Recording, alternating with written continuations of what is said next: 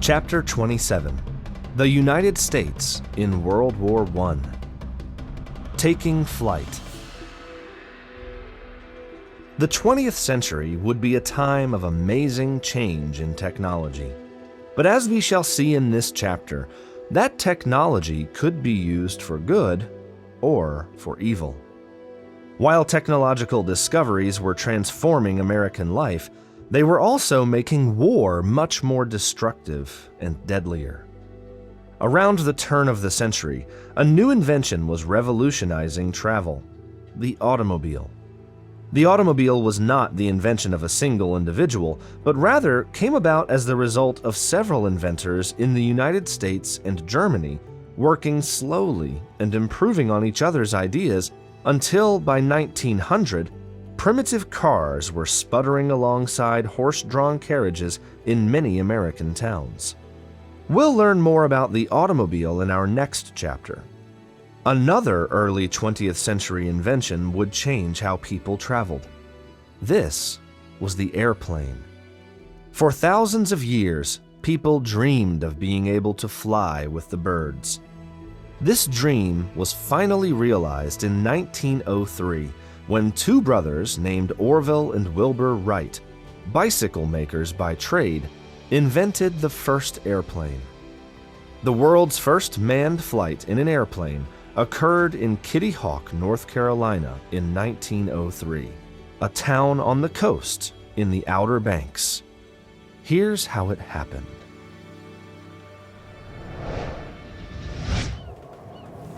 It was December 17, 1903. Freezing winds swept across the fields. While most residents of Kitty Hawk were keeping warm inside, a cluster of local people and reporters had turned out this morning to see the Wright brothers, Orville and Wilbur, test a contraption they claimed could fly. Everyone was wrapped up in their coats and clutching their hats to keep the wind from blowing them off. Atop a gently rolling hill stood the two brothers. They were fussing about their machine, getting it ready for the launch. The device was named the Flyer. It had two sets of wings made of fabric sewn onto wooden frames. Between the wings rested a small seat, although it was more a place to lie flat on one's belly, and an engine with some basic controls to help the pilot steer the machine. A single propeller was fastened to the front, while a primitive tail with a rudder shaped like a kite protruded from the back of the Flyer to control its direction. "How do they move it?" asked a man. "Look," said a reporter, pointing. "They have it mounted to a wheeled dolly. See that long wooden track they've constructed on the hillside? They're going to use the wheeled dolly to propel the Flyer down the hill and into the air. Hopefully, that is." All seemed ready atop the hill, except for the fact that the brothers were still debating who would make the first flight. "Let's toss a coin for it," said Wilbur. "Okay," said Orville, scrunching up his bushy mustache in the cold. "I'll flip, you call it." Orville produced a silver dollar and tossed it into the air. "Heads," called Wilbur.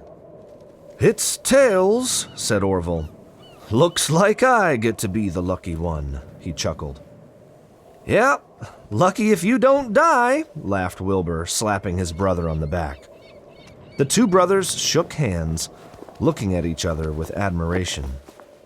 Wilbur's comment was not just a joke. Both brothers knew the experiment was dangerous. Orville climbed into the Flyer and laid on his belly before the controls. He fastened his goggles to his head and started the little aluminum engine. The plane began to sputter, and the propeller began turning. "Contact!" Orville called out. "Contact!" responded Wilbur. Wilbur and some assistants gave the Flyer a shove. It began to roll down the wooden rails on the bicycle dolly. "Here we go," called one of the reporters. "Is he gonna fly or is he gonna die?" The Flyer accelerated down the wooden rails. When it hit the bottom, Orville gave the control stick a slight jerk, and the flyer lifted off the dolly. The crowd gasped in amazement as the flyer got airborne. The plane jerked erratically, moving up and down wildly. Orville struggled at the controls to keep the plane in the air. It was a flight neither elegant nor tranquil, but it was a flight nonetheless.